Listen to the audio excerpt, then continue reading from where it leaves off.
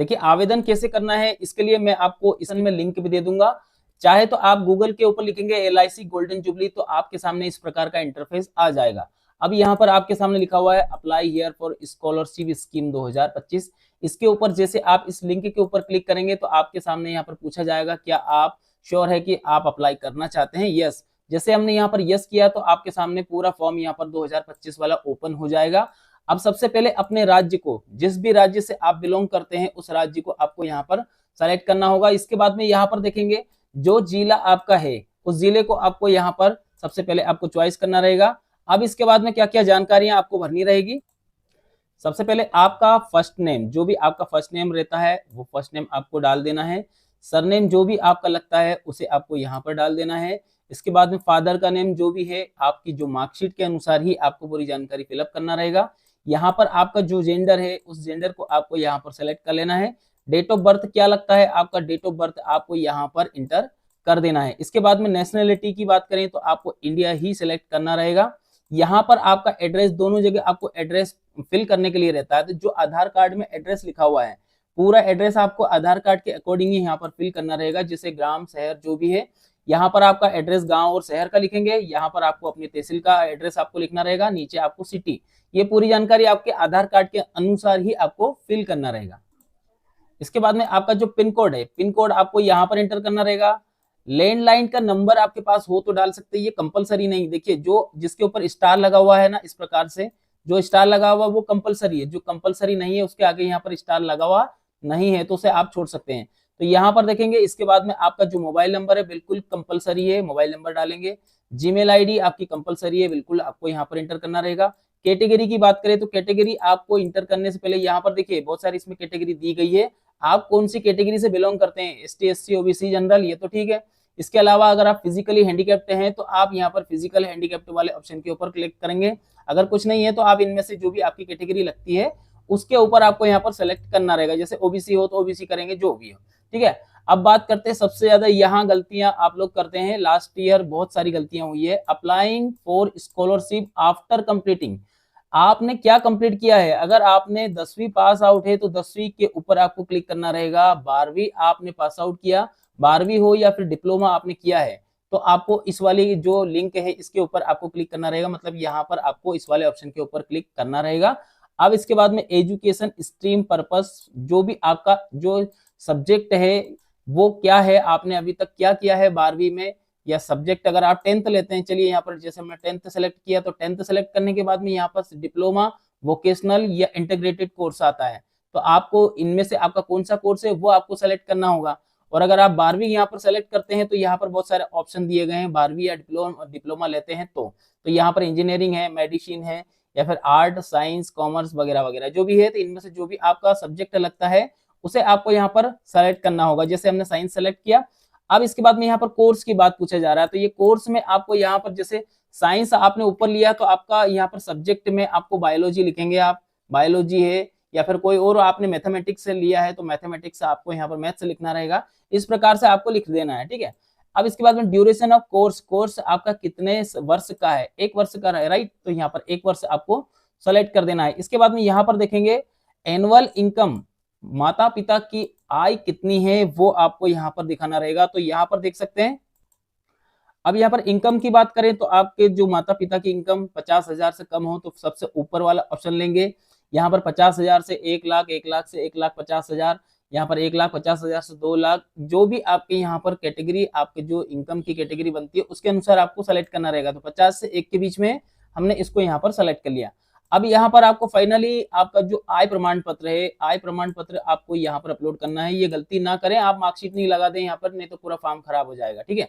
यहाँ पर आपको सबसे ऊपर का जो अपलोडिंग का सेक्शन दिख रहा है, यहाँ से यहाँ तक हमने कोई अपलोडिंग नहीं किया है। यहाँ पर फर्स्ट आपका अपलोडिंग सेक्शन आया है तो इसमें सिर्फ आपको आय प्रमाण ही आपको देना रहेगा। चलिए इसके बाद में यहाँ पर देखेंगे 12th की बात करें तो 12th में आपने क्या किया था, 12th में आपका सब्जेक्ट क्या था वो आपको यहाँ दिखाना रहेगा। तो यहाँ पर देखेंगे बोर्ड इंस्टीट्यूशन काउंसिल एग्जामिनेशन, तो यहाँ पर आपका कौन सा बोर्ड है, राइट। तो यहाँ पर देखेंगे अगर आपका MP बोर्ड है तो MP बोर्ड आपको यहाँ पर सिंपली टाइप करना रहेगा, MP बोर्ड, इस प्रकार से, ठीक है, MP बोर्ड भोपाल। अब यहाँ पर आपने ईयर ऑफ पासिंग, कब पास आउट किया था, 2022-23, 23-24 या फिर 24-25। आपने कौन से सत्र में पास आउट किया था, 24-25 में किया था, 24-25 करेंगे। अब यहाँ पर देखिएगा आपका जो परसेंटेज है, आपका टोटल परसेंटेज कितना है वो टाइप यहाँ पर आपको कर देना है। सीजीपीए या फिर स्कोर वगैरह कुछ हो तो डाल सकते हैं, नहीं तो कोई दिक्कत नहीं, से छोड़ देना, कंपलसरी नहीं है। यहाँ पर देखेंगे मार्कशीट की अपलोडिंग आपको यहाँ पर करना रहेगा। यहाँ पर आपको आय प्रमाण पत्र वगैरह नहीं लगाना, यहाँ सिर्फ आपकी मार्कशीट, 12th की मार्कशीट, यहाँ पर जो जानकारी दे रहे हैं वो 12th की जानकारी दे रहे हैं, तो 12वीं की जानकारी दे रहे हैं तो 12वीं का ही मार्कशीट आपको यहाँ पर लगाना, ये गलती बिल्कुल ना करें। यहाँ पर देखेंगे यहाँ पर आपका ईयर ऑफ एडमिशन, अब एडमिशन की बात करें तो कौन सा एडमिशन, अब आपने 12वीं पास कर लिया है, 12वीं पास करने के बाद में अब आपको एडमिशन आपने किस चीज में लिया है तो वो जानकारी अब यहाँ पर देना है। तो यहाँ पर ईयर ऑफ एडमिशन की बात करें तो ईयर ऑफ एडमिशन में यहाँ पर सन, इसमें सिर्फ एक ही दिया है, 25-26 इस साल का ही सेशन का आपको दिखाना रहेगा। अब यहाँ पर आपको अपलोड क्या करना है वो आपको समझ लेना है। अपलोड प्रूफ ऑफ एडमिशन, आपने एडमिशन लिया उसका क्या प्रूफ है आपके पास, जैसे आप अभी जैसे एडमिशन हुआ तो एडमिशन की स्लिप लगा सकते हो, फीस स्लिप हो जिसमें कॉलेज का नाम लिखा हुआ हो तो वो भी आप यहाँ पर अपलोड कर सकते हैं। तो ये जानकारी यहाँ तक तो समझ में आ गया। अब इसके बाद में देखिए आपके घर में फैमिली में किसी ने भी अगर LIC का कोई भी स्कॉलरशिप अगर आपने लिया है तो आप यहाँ पर उसकी जानकारी देंगे। आपने लिया हो तो उस मेंबर का यहाँ पर स्कॉलरशिप की पूरी डिटेल आपको देना होगा, और कुछ नहीं है तो इसे आपको नो कर देना है। यहाँ पर are you receiving another scholarship, इससे पहले कोई दूसरी स्कॉलरशिप आपने लिया है क्या, अगर आप लेते हैं तो उसकी जानकारी आपको देना होगा। यहाँ पर कौन सी स्कॉलरशिप लिया है तो वो जानकारी भी आपको देना होगा। और अगर आपने ऐसा कोई स्कॉलरशिप नहीं लिया है, अगर लेते हैं तो इसकी जानकारी आपको देना भी होगा, कितना अमाउंट आपको सेंक्शन हुआ है वो अमाउंट भी आपको दिखाना होगा। और अगर कुछ नहीं है तो आप इसे नो कर दीजिएगा, छोड़ देंगे। अब यहाँ पर आपकी जो फाइनल जो प्रोसेस है वो है बैंक से संबंधित। तो बैंक की डिटेल आपको सही से आपको इंटर करना रहेगा। सबसे पहले आपको IFSC कोड यहाँ पर इंटर करना रहेगा। यहाँ पर आपका जो नेम ऑफ बैंक, बैंक का नाम आपको यहाँ पर इंटर करना रहेगा। ब्रांच कौन सी है वो ब्रांच का नाम आपको यहाँ पर इंटर करना रहेगा। अकाउंट नंबर आपको यहाँ पर इंटर करना रहेगा। और यहाँ पर फाइनली आपका जो आधार कार्ड का जो लास्ट की जो 4 डिजिट है वो आपको इंटर करना रहेगा। फर्स्ट डिजिट नहीं डालना है, यहाँ पर लिखा हुआ है स्पष्ट तरीके से लास्ट 4 डिजिट आधार कार्ड नंबर, तो वो आपको इंटर कर देना है। इसके बाद में जैसे आप नीचे की तरफ आएंगे तो यहाँ पर कुछ इसमें जानकारियां दी गई है आपके सामने, डिक्लेरेशन का मैं सत्यापन करता हूँ ऐसा वैसा, तो ये सभी के ऊपर आपको टिक मार्क लगा देना है। और फाइनली आपके सामने यहाँ पर सत्यापन करके आपको सबमिट वाले ऑप्शन के ऊपर क्लिक कर देना है। अब देखिए दोस्तों, यहाँ पर आपके सामने ये स्लिप आपके सामने इस प्रकार से आएगी। आपका रजिस्ट्रेशन कंप्लीट हो चुका है। यहाँ पर आपका रजिस्ट्रेशन नंबर भी आपको देखने को मिल जाएगा। ये जो ID आएगी इसको नोट डाउन करके रखना। भोपाल डिवीजन ऑफिस की तरफ से यहाँ पर फर्दर किसी भी प्रकार की कोई भी आपको क्यूरी हो, किसी प्रकार की कोई समस्या हो तो आप इस नंबर पर कॉल कर सकते हो। यहाँ से आपको पूरी जानकारी मिल जाएगी। 10th से अप्लाई कर रहे हैं तो भैया 10th के ऊपर आपको अप्लाई करना है, क्लिक करना रहेगा। अगर आप 12th से अप्लाई कर रहे हैं तो 12th के ऊपर क्लिक करना रहेगा। डिप्लोमा आपके पास है, अगर आप 12th पास आउट और डिप्लोमा आप कर रहे हैं तो यहाँ पर डिप्लोमा वाले भी यहाँ पर इसका लाभ ले सकते हैं। यहाँ पर आपको जो 10th की मार्कशीट, अगर आप 10th से अप्लाई कर रहे हैं तो 10th और 12th से अप्लाई कर रहे हैं तो 12th, ये दोनों जानकारियों में जो भी है आपके पास उसको आपको यहाँ पर अपलोड कर देना है। मैं यहाँ पर आपको मेन जानकारियां बता रहा हूँ। चलिए इसके बाद में और कौन कौन सी जानकारियां जिसमें आपको परेशानी आ रही थी पहले वो समझ लीजिए, उसके बाद में पूरी जानकारी आपको एक्सप्लेन भी करूंगा। तो यहाँ पर देखेंगे आपने, अगर यहाँ पर देखेंगे अगर इससे पहले कोई स्कॉलरशिप का लाभ लिया है, पहले तो ये समझ लीजिए, देखिए ये जो आपकी स्कॉलरशिप है ना, LIC स्कॉलरशिप हो या कोई सी भी जो स्कॉलरशिप रहती है ये संस्था से रहती है। ये क्या होता है, संस्था से रहता है। तो संस्था से जो भी आपकी मान लो कोई भी अगर फाउंडेशन से अगर आपको कहीं से भी स्कॉलरशिप मिलती है तो उसका आपका स्टेट, आप भले MP स्टेट से हो, MP से हो या फिर राजस्थान से हो या फिर आप अगर महाराष्ट्र से हो या किसी भी स्टेट से आप फॉर्म भर रहे हैं तो आप उसकी स्कॉलरशिप से इसका कोई लेना देना नहीं है। आप किसी भी फाउंडेशन स्कॉलरशिप के लिए अप्लाई कर रहे हैं तो उसका आपकी मेन स्कॉलरशिप से सेंट्रल स्कॉलरशिप हो या फिर स्टेट स्कॉलरशिप हो, उसमें आपका उस स्कॉलरशिप से कोई लेन देन नहीं है। काफी लोगों का ये भी कॉमेंट है कि सर हम अगर इसमें भर देते हैं तो ऐसा तो नहीं है कि हमारा स्टेट की जो स्टेट की हमारी जो स्कॉलरशिप वो नहीं आएगी या इसको भरना पड़ेगा या इस प्रकार का कोई प्रॉब्लम तो हमको नहीं आएगा। तो आज मैं इसको क्लियर भी कर देता हूं, इसको लेकर के ये जानकारियां भी आपको क्लियर हो जाएगी कि अगर आप कोई सी भी संस्था से आप स्कॉलरशिप ले रहे हैं तो आप दूसरी स्कॉलरशिप, आप स्टेट हो या सेंट्रल हो, अप्लाई कर सकते हो।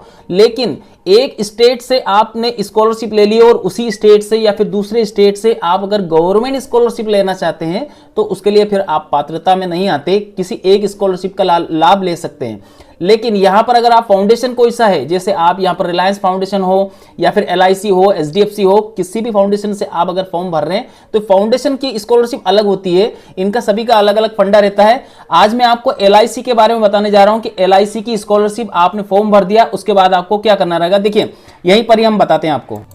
अब देखिए जो मेन प्रोसेस मैं आपको बताना चाहता हूं वो आपको यहां पर समझ लेना है कि यहां पर आपने जैसे आपका जो एप्लीकेशन है, एप्लीकेशन को आपने फिलअप कर लिया है, एप्लीकेशन नंबर भी आ गया आपके पास, स्लिप भी आपने संभाल कर रख लिया।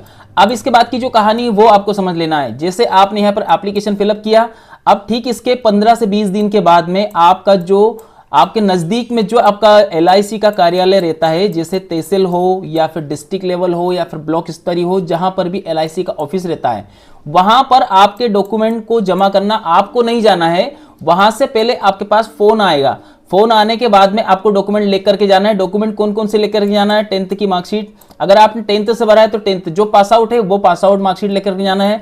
इनकम का प्रमाण आपको लेकर के जाना है, इनकम सर्टिफिकेट आपको देना है, ठीक है। इसके बाद में बैंक की पासबुक, जो ये 3 डॉक्यूमेंट आपने जो लगाए हैं वो लेकर के जाना है। और चौथा आपका जो एडमिशन की स्लिप, आपने एडमिशन लिया है, कहीं पर एडमिशन लिया होगा तो उसकी स्लिप दिया होगा, तो एडमिशन की स्लिप जो रहती है वो एडमिशन की स्लिप आपको वहां पर लेकर के जाना है। तो ये 4 डॉक्यूमेंट तो मेन हो गया।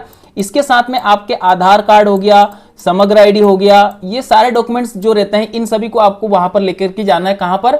जो आपके जो नजदीकी जो LIC का ऑफिस रहते हैं वहां पर, जब उनका फोन आएगा उसके बाद जाना है, पहले नहीं जाना आपको। इसके बाद में जैसे आप वहां जाते हैं तो वेरिफिकेशन होता है, वेरिफिकेशन होने के बाद आपको 2 स्लिप दी जाती है। तो 2 स्लिप में से एक स्लिप तो उनके पास जो LIC ऑफिस रहते हैं उनके पास में, वहां पर आपके सिग्नेचर वगैरह करवा करके और उनकी खुद की सील वगैरह लगा करके वहां पर जो हेड ऑफिस को वहां से सेंड किया जाता है। लेकिन एक स्लिप और आपको दी जाती है, वो स्लिप आपको संभाल कर रखना है। उसके बाद में फिर प्रक्रिया क्या रहेगी, जो लास्ट ईयर मैंने जो करवाया है ना सभी का, वही आपको बता रहा हूं। उसके बाद की जो प्रक्रिया रहेगी वो यहां की रहेगी कि आपने जो स्लिप आपके पास मिली है वो स्लिप और ये सारे डॉक्यूमेंट्स लेकर के वापस से आपको एक सेट बना करके आपको जो भी आपका विभाग लगता है, जैसे जो संभाग रहता है, संभागीय लेवल का, फिर आपको वहां पर वेरिफिकेशन होगा। वेरिफिकेशन में ये सारे डॉक्यूमेंट जो आपने लिए थे वो, और यहां से LIC के जो ऑफिस से आपको एक स्लिप दी थी वो, ये सब आपको लेकर के आपके जो मेन हेड ऑफिस रहता है LIC का, वहां पर आपको सारे डॉक्यूमेंट्स का वेरिफिकेशन करवाना रहेगा। अब आप बात समझेंगे कि आपको जो है LIC मिलती किसको है, ये स्कॉलरशिप किसको मिलेगी। देखिए अब उसके लिए समझ लीजिए, आपने यहां पर मान लो आपका एक तहसील है, एक तहसील से 10 लोगों ने, 10 स्टूडेंट ने यहां पर फॉर्म भरा है, 10 स्टूडेंट यहां पर अप्लाई कर चुके हैं। अब जिसका परसेंटेज ज्यादा रहेगा, जैसे किसी का 96% है तो उसको प्राथमिकता पहले दी जाएगी। ये परसेंटेज के मामले में रहता है, ये परसेंटेज के ऊपर डिपेंड करता है दोस्तों। तो यहां पर अगर 96% है, इन 10 लोगों में से जिनका 96% हाईएस्ट जा रहा है, आपकी तहसील की बात कर रहे हैं हम, तहसील के अनुसार बता रहा हूं मैं आपको, 1 तहसील, 2 तहसील, 3 तहसील, जितनी भी तहसील है, यहां पर अगर मान लो 2 बच्चों ने ही फॉर्म भरा है, 2 में जिसका हाईएस्ट परसेंटेज रहेगा उसका सिलेक्शन होगा, उसको स्कॉलरशिप मिलेगी। यहां पर मान लो 3 बच्चों ने अगर फॉर्म भरा है तो 3 बच्चों में से जिसका हाईएस्ट रहेगा उसको मिलेगा। यहां पर अगर 100 बच्चों ने फॉर्म भर दिया तो 100 बच्चों में फिर कंपटीशन बहुत ज्यादा रहेगा।